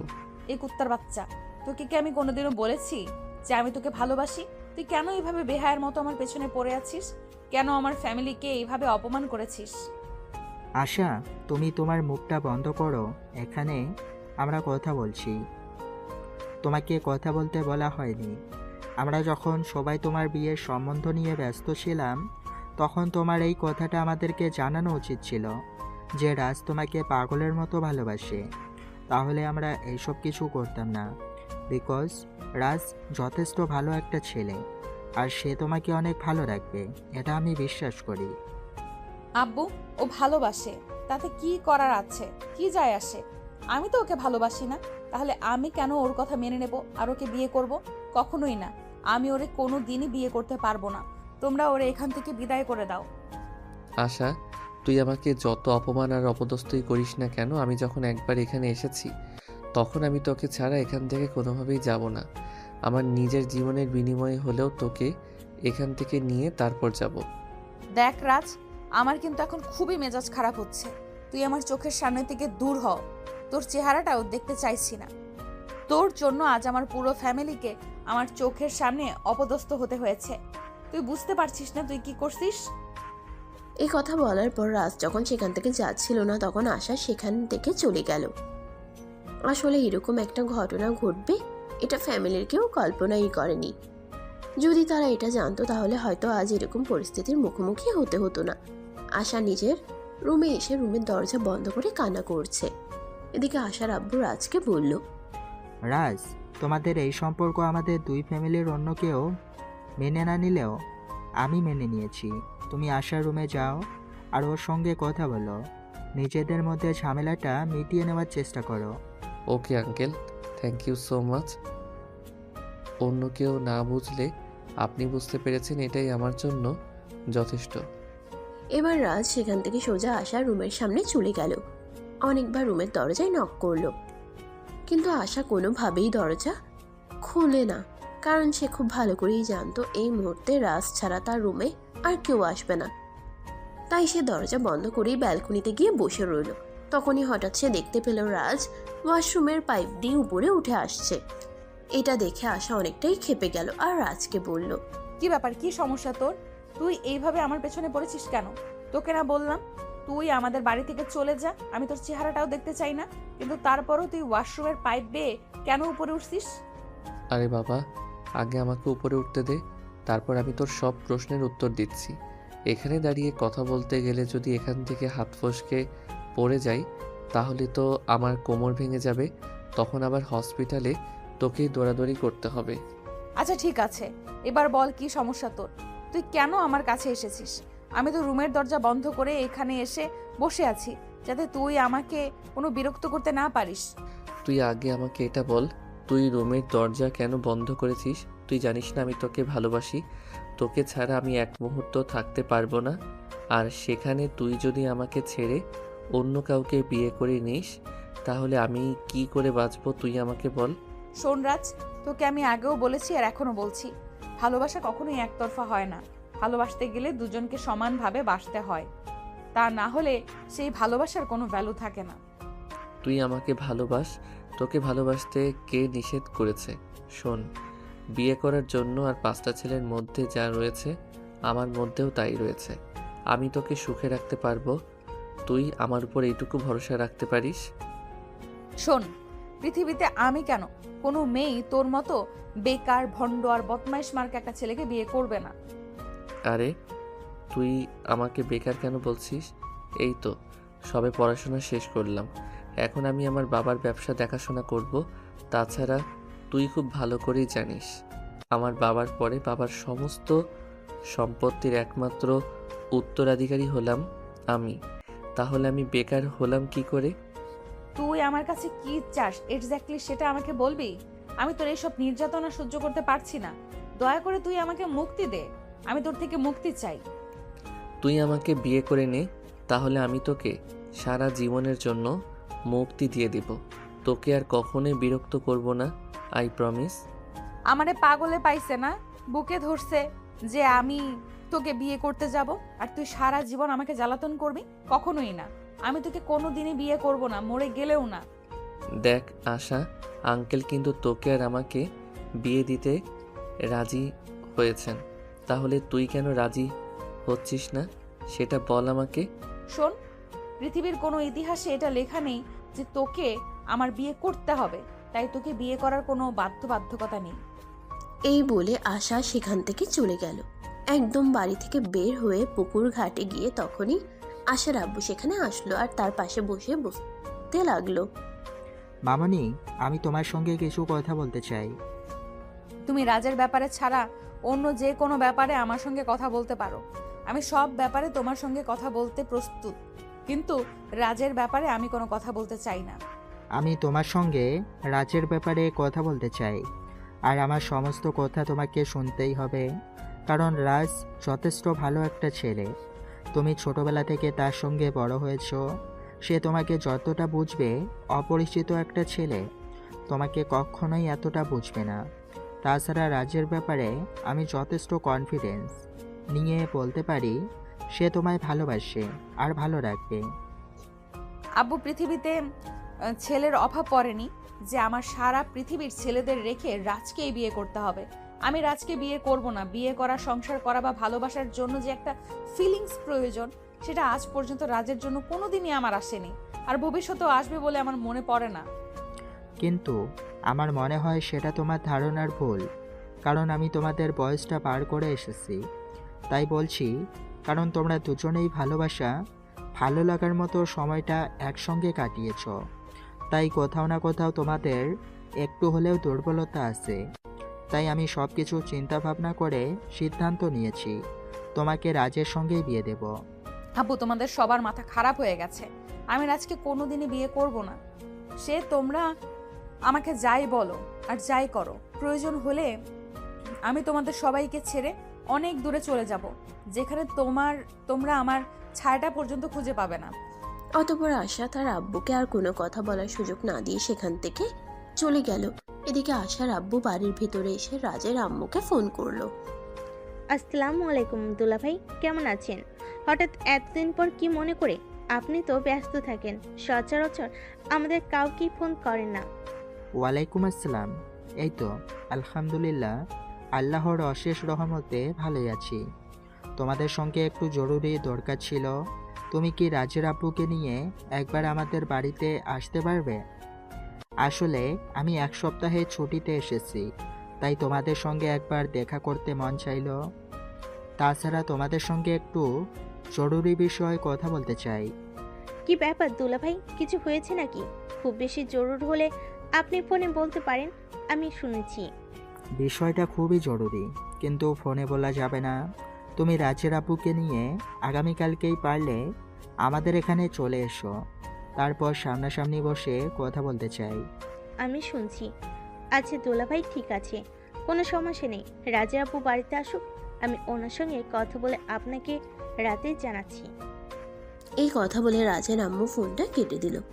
আর সেদিন রাত্রে বেলা রাজের আব্বু যখন বাসায় আসলো, তখন তিনি রাজের আব্বুকে সবকিছু খুলে বললেন। সবকিছু শুনে রাজের আব্বু বলল, আচ্ছা ঠিক আছে, কোনো সমস্যা নেই। আমিও ভাবছিলাম একবার ওখান থেকে ঘুরে আসি। অনেকদিন কোথাও ঘুরতে যাওয়া হয় না আসলে। আমাদের তো তেমন কোনো আত্মীয় স্বজন নেই, তাই আত্মীয় স্বজনের বাড়িতে বেড়াতে যাওয়াটা খুব কমই হয়ে থাকে। এখন যেহেতু দুলাভাই আমাদেরকে ইনভাইট করেছেন, তাহলে তো ভালোই হলো। তাহলে কি আমি সকালবেলা ব্যাগপত্র সবকিছু গুছিয়ে রাখবো? হ্যাঁ, তুমি সকালবেলা সবকিছু গুছিয়ে রেখো। আমি অফিসের কাজ শেষ করে দুপুরের মধ্যেই বাসায় চলে আসব, আর তারপর সন্ধ্যার মধ্যেই তাদের বাড়িতে চলে যাব। অতঃপর পরদিন সন্ধ্যা হতে না হতেই রাজের আব্বু আম্মু আশাদের বাড়িতে চলে আসলো। আশা তার খালামণি আর খালুকে তাদের বাড়িতে দেখে একদম অবাক হয়ে তার খালামণিকে জিজ্ঞাসা করে, কি ব্যাপার খালামণি, হঠাৎ করে তোমরা আমাদের বাড়িতে চলে আসলে? আমি তো কিছুই বুঝতে পারছি না, আসলে কি হচ্ছে আমাদের বাড়িতে। হ্যাঁ, সেটা তো আমিও বুঝতে পারছি না। কালকে তোমার আব্বু হঠাৎ করে ফোন দিল আর আমাদের দুজনকে এখানে আসতে বললো, কারণ জিজ্ঞেস করলে তোমার আব্বু আমাদের দুজনকে বললো না। এভাবে হুট করে চলে আসলাম। আচ্ছা ঠিক আছে, তোমরা ভেতরে গিয়ে বিশ্রাম নাও। আব্বু একটু বাইরে গেছেন, এলাকার কারো সঙ্গে দেখা করতে হয়তো। আচ্ছা ঠিক আছে, কোনো সমস্যা নেই। তোমার আম্মু কোথায়? তোমার আম্মুকে বলে দাও আমরা চলে এসেছি, আর তোমার আঙ্কেলকে রুমে নিয়ে যাও। অতঃপর রাত 8টার দিকে আশার আব্বু বাসায় আসলো আর সবাই মিলে একসঙ্গে রাতের খাওয়া দাওয়া সেরে নিল। সবাই যখন ড্রয়িং রুমে উপস্থিত হলো, তখন রাজের আম্মু আশার আব্বুকে উদ্দেশ্য করে বলল, কি ব্যাপার দুলা ভাই, কি হয়েছে? এবার তো আপনি আমাদেরকে এ ব্যাপারে কিছু বলুন। আমাদের তো আর তর্স হয়েছে না, অনেক টেনশন হচ্ছে। আরে বাবা, এত টেনশন করার কিছুই নেই। আমি তোমাদেরকে টেনশন করার মতো কিছুই বলবো না।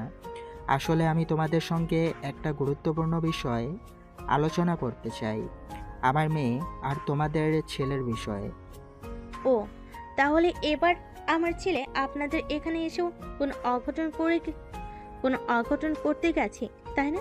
এই জন্যই আমি ওকে আসতে দেইনি। আর সে আমাকে না জেনে চুপিসারে এখানে চলে এসেছে। আমি জানতাম তো এখানে এসে একটা অঘটন ঘটাবে। কথাগুলো এক নিঃশ্বাসে রাজের আম্মু বলল। আর সেই সব কিছু শুনে আসার আব্বু রাজের আম্মুকে উদ্দেশ্য করে বলল, দেখো, আমি তোমাকে সে ব্যাপারে কিছুই বলতে চাই না।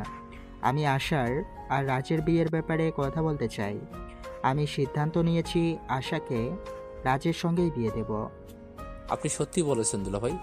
তাহলে কি আমার মনের আশাটাও পূরণ হতে যাচ্ছে? আমি আশাকে সেই ছোটবেলা থেকে নিজের মতো মনে করতাম। আর আপনি আশাকে আমার বাড়ির বউ বানিয়ে পাঠানোর কথা বলছেন? এটা তো আমাদের জন্য খুবই খুশির খবর। হ্যাঁ দুলাভাই, এটা আমাদের জন্য খুবই খুশি খবর। রাজ আশাকে ভালোবেসে সেটা আমি জানি, কিন্তু আমি ভেবেছিলাম আপনার এই সম্পর্ক কোনোদিন মেনে নিবেন না। তাই আমি এই ব্যাপারে আপনাকে এবং রাজের আব্বুকে কিছুই বলিনি, কারণ আমি খুবই ভয় পেতাম ফ্যামিলিগত একটা সম্পর্ক যদি ভেঙে যায়। ভয় পাওয়ার কোনো কারণ নেই। আমি জানতে পেরেছি রাজ আশাকে ভালোবাসে, তাই আমি সিদ্ধান্ত নিয়েছি আশাকে রাজের সঙ্গেই বিয়ে দেব। কারণ রাজ আর আশা দুজনে একসঙ্গে বড় হয়েছে। তাদের দুজনের জন্য দুজনের মন কোথাও না কোথাও একটু দুর্বলতা আছে।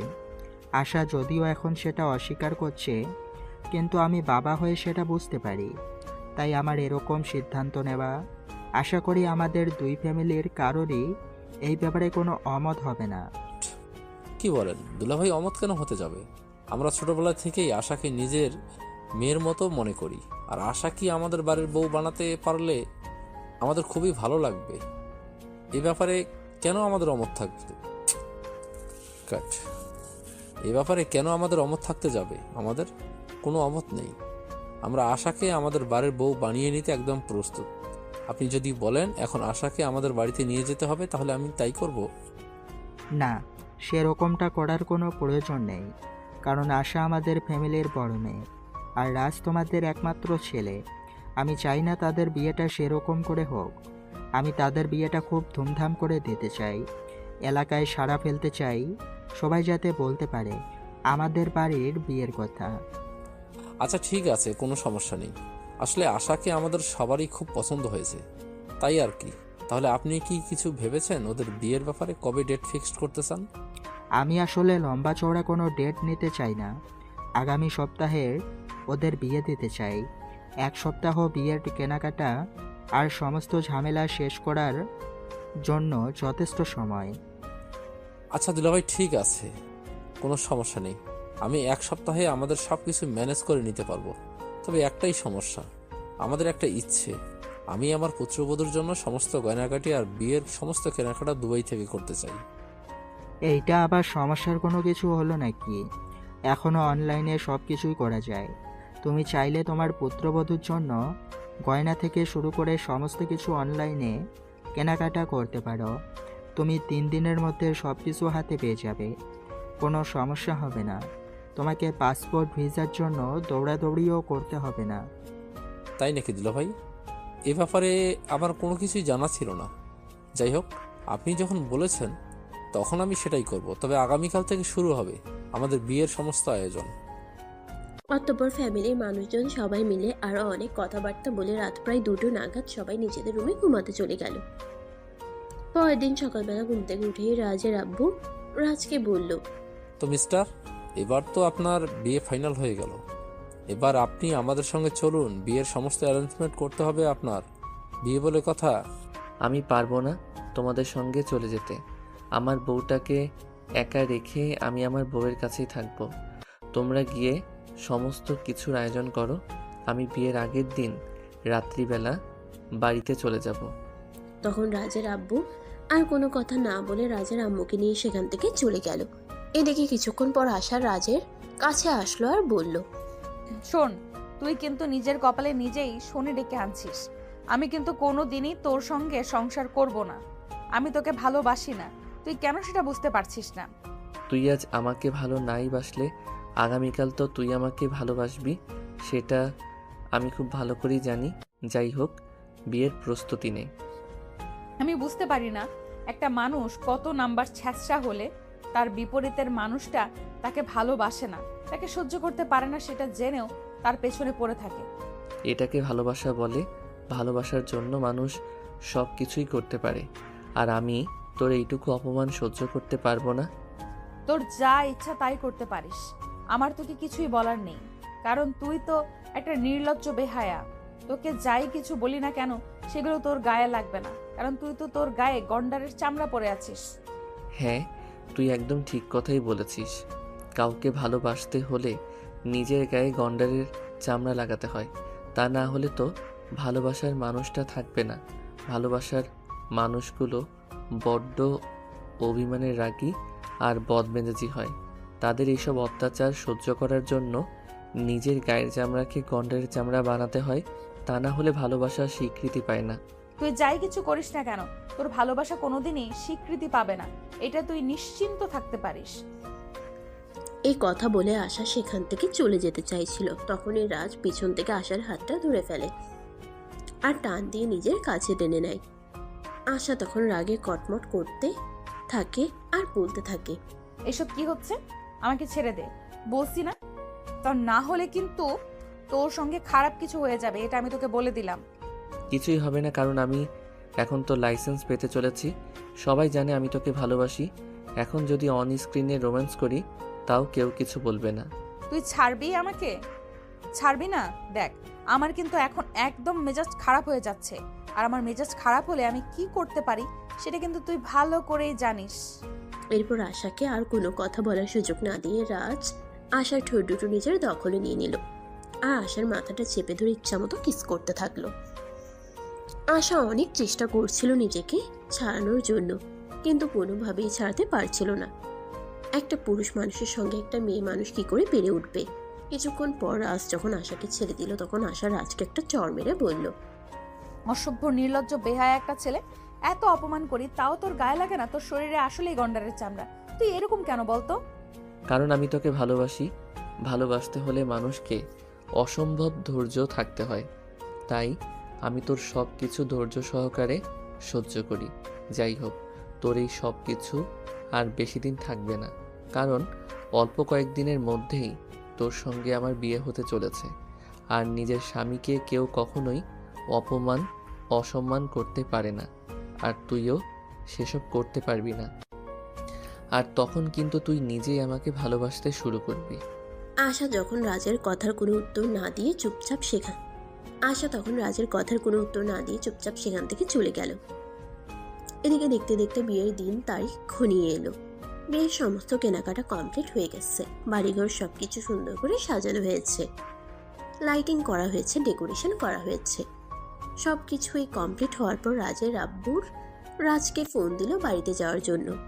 এই যে মহাশয়, এবার তো আপনার বিয়ের সময় ঘনিয়ে এলো, সমস্ত অ্যারেঞ্জমেন্ট করা শেষ। এবার আপনাকে বাড়িতে আসতে হবে, কারণ কাল আপনার গায়ে হলুদ আর পরশু আপনার বিয়ে। আব্বু, তুমি এভাবে কেন কথা বলছো? আমার বিয়ে সেটা কত আনন্দের বিষয়, সেটা তুমি জানো নাকি জেনে শুনে তুমি আমার সঙ্গে ইয়ার্কি করছো? তুই আমার একমাত্র আদরের ছেলে, তোর পরে আর কোনো সন্তান নেই। তোর প্রতি ভালোবাসাটা কমে যাবে বলে আমি তোকে অবহেলা কি করে করি? তুই তো আমার 7 রাজার ধন, তুই আমার জীবনের সব কিছু। যাই হোক, এখন কথা না বাড়িয়ে আজকে বিকেলেই বাড়িতে চলে আয়। আগামীকাল সকাল থেকে বাড়িতে হলুদের অনুষ্ঠান শুরু হবে। তোর গায়ের হলুদ দিয়ে তোর বউয়ের গায়ে হলুদ হবে। আচ্ছা বাবা, ঠিক আছে, কোনো সমস্যা নেই। আমি আজ বিকালে চলে আসছি, এখন ফোনটা রাখো। আমি একটু আমার বউটার কাছে যাই আর আমার বউটাকে এই খুশির খবরটা দিয়ে আসি।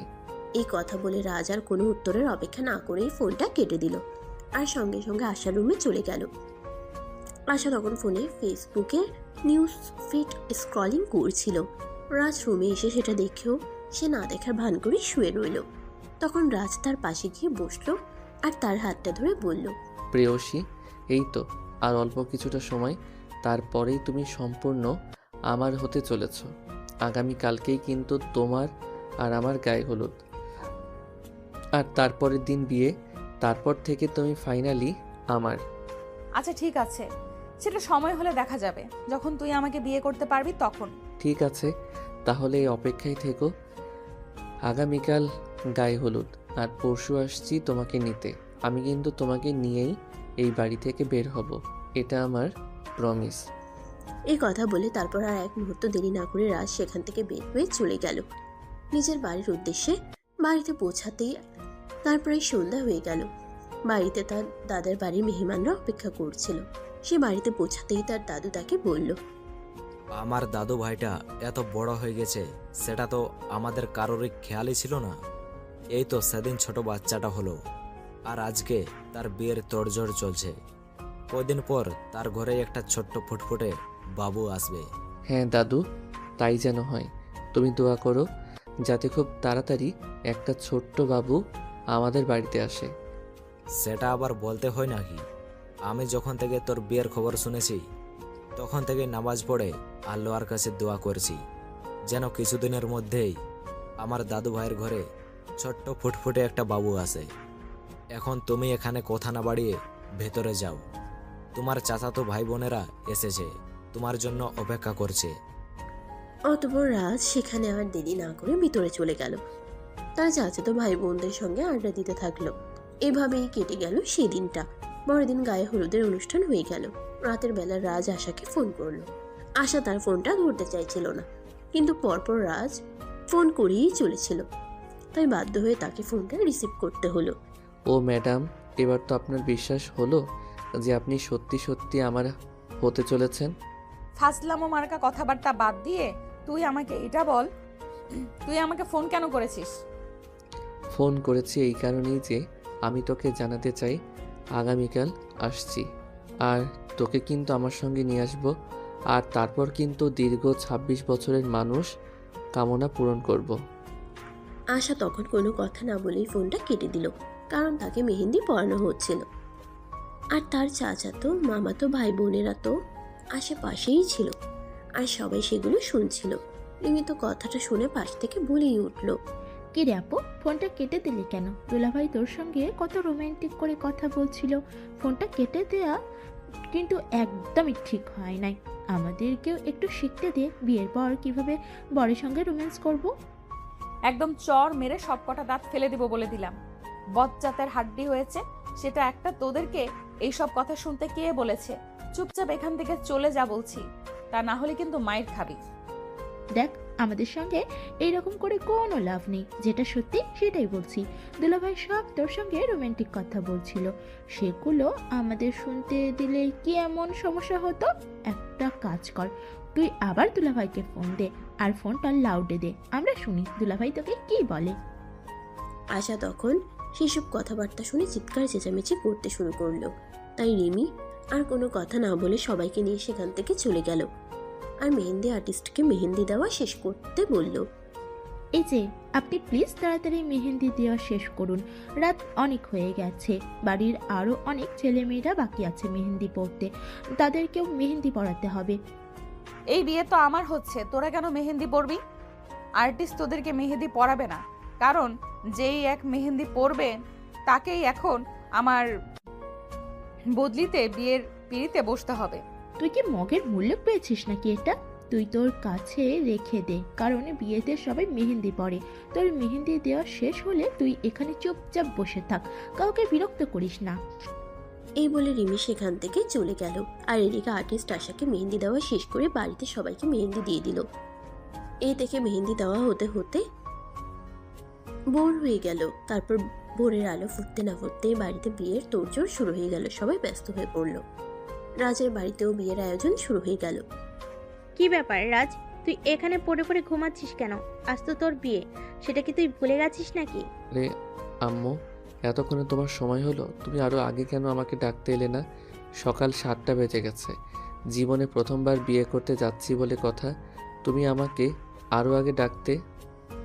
আমি কি ভেবেছিলাম তুই আরো অনেকক্ষণ আগে ঘুম থেকে উঠে পড়ে গেছিস, তাই আমি তোকে ডাকতে আসিনি। যাই হোক, সবে মাত্র সকাল 7টা, ঘুম থেকে ওঠ আর তৈরি হয়ে নে। আম্মু, আসলে এতদিন ধরে আমার বউটাকে পাহারা দিচ্ছিলাম যাতে পালিয়ে যেতে না পারে, তাই রাতের বেলা ঠিক মতো ঘুমাতে পারিনি। আর আজ যখন ফ্রি হয়ে একটু বিছানায় শুইলাম, অমনি রাজ্যের যত ঘুম আমার চোখে চলে আসলো, তাই ঘুম থেকে উঠতে দেরি হয়ে গেল। দয়া করে আপনি এবার রাজের কথা বলা বন্ধ করুন আর বিছানা থেকে নেমে ফ্রেশ হতে চলুন। আপনার বাজে কথা অনেক শুনেছি, আজকে শেষ। আজকের পর আর কখনো আপনার এসব বাজে কথা শুনবো না। এই কথা বলে রাজের আম্মু সেখান থেকে বের হয়ে চলে গেল। এদিকে রাজ বিছানা থেকে নেমে ফ্রেশ হয়ে তৈরি হয়ে নিল। সকাল 10টা নাগাদ সবাই তৈরি হয়ে আশাদের বাড়িতে চলে গেল। সেখানে পৌঁছাতে 4 ঘন্টার বেশি সময় লাগলো, কারণ সেটা গ্রামের এলাকা ছিল আর অনেকটা দূরে ছিল। অতঃপর বিয়ের সমস্ত নিয়ম নীতি শেষ হলে আশাকে নিয়ে রাজদের বাড়ির উদ্দেশ্যে রওনা দিল। রাজ আর আশা দুজনেই গাড়িতে পাশাপাশি বসে আছে, কিন্তু কেউই কোনো কথা বলছে না। রাজ মনে মনে ভাবতে লাগলো, ডার্লিং, এখন তোমাকে কিছুই বলবো না। আগে তোমাকে বাড়িতে নিয়ে যাই, তারপর সুদে আসলে সব তোমাকে বুঝিয়ে দেব। তখন তুমি বুঝতে পারবে কত ধানে কত চাল। অপরদিকে আশা মনে মনে ঠিক তার উল্টো কথা ভাবছে। তুই যাই কিছু করিস না কেন, আমি কোনো দিনই তোর মনের আশা পূরণ হতে দেব না। কারণ আমার ফ্যামিলি আমাকে তোর সঙ্গে জোর করেই একরকম বিয়েটা দিয়েছে। কারণ আমি তোকে কোনোদিনই বিয়ে করতে চাইনি। তুই মনে মনে যত চিন্তা ভাবনা করার করে নে, কিন্তু আমি তোকে সেই সব চিন্তায় বিজয়ী হতে দেব না। এইসব চিন্তা ভাবনা করতে করতেই তারা বাড়িতে এসে পৌঁছে গেল। আগে থেকে সবকিছু রেডি করা ছিল, তারা আসতেই নতুন বউকে বাড়িতে বরণ করে নেওয়া হলো। তারপর রাত 10টা নাগাদ সবার খাওয়া দাওয়া শেষ হলে আশাকে রাজের রুমে দিয়ে আসা হলো। প্রায় 10 মিনিট পর রাজ রুমে গেল আর রুমে প্রবেশ করে সে রুমের দরজাটা বন্ধ করে দিল। কি ব্যাপার, তুই রুমের দরজা কেন বন্ধ করলি? আর এই রুমেই কেন এসেছিস? আমি তোর সঙ্গে এক রুমে ঘুমাবো না। তুই ওই রুমে যা, আমি আগে যে রুমে ঘুমাতাম ওই রুমে ঘুমাবি। ওইভাবে মেহমানরা ঘুমাচ্ছে, তাছাড়া এটা আমার রুম আর তুমি আমার বিয়ে করা বউ। এখন আমি তোমাকে রেখে অন্য রুমে কেন ঘুমাতে যাব? আমি তো তোকে আগেই বলেছি, তোকে আমি কোনোদিনও নিজের স্বামী হিসেবে মেনে নিব না, কোনোভাবেই না। ও আচ্ছা, তাই নাকি? ঠিক আছে, আমি বুঝতে পেরেছি। সোজা আঙ্গুলে ঘি উঠবে না, তাই আমাকে বাধ্য হয়ে আমার আঙ্গুলটা বাঁকাতে হবে। সমস্যা নেই, তোমাকে সোজা করার জন্য আমাকে যা করতে হয় আমি তাই করব। এই কথা বলে রাজ সঙ্গে সঙ্গেই রুমের লাইটটা অফ করে দিল আর আশার কাছে চলে গেল। রুমের লাইট অফ করলেও ডিম লাইট জ্বালানো ছিল। ডিম লাইটের আলোয় আশা স্পষ্ট দেখতে পেল রাজ তার দিকে এগিয়ে আসছে। সেটা দেখে আশা বলতে থাকে, কি ব্যাপার, কি সমস্যা তোর? তুই এইভাবে আমার দিকে এগিয়ে আসছিস কেন? এক্ষুনি এখান থেকে চলে যা বলছি, তা না হলে কিন্তু তোর সঙ্গে খারাপ কিছু হয়ে যাবে। যা হবে পরে দেখা যাবে। 26 বছর অপেক্ষা করে আছি শুধুমাত্র এই একটা রাতের অপেক্ষায়। সেটা কি আমি তোর জন্য নষ্ট হতে দেব নাকি? চল এবার T20 খেলবো। না না না, একদমই নয়। তুই এখান থেকে চলে যা, আমি তোকে শেষবারের মতো বলছি, চলে যা এখান থেকে। কিন্তু রাজ কি আর তার কথা শুনবে? সে তার নিজের মতোই আশার দিকে এগিয়ে আসলো আর নিজের অধিকার আদায় করে নিতে শুরু করলো। আর ভিউয়ার্স, আপনারা এখনো জাননি, আরে ভাই ওরা বাসর করছে, লোকের বাসর দেখতে হয় না। চলুন আপনারা আমার সঙ্গে। আমরা এখানে দাঁড়িয়ে থেকে কি করব? আমরা রুমে গিয়ে ঘুমাই, ওরা ওদের কাজ করুক। আমরা না হয় অপেক্ষা করি অন্য একটা নতুন গল্পের জন্য। সে পর্যন্ত সবাই ভালো থাকবেন।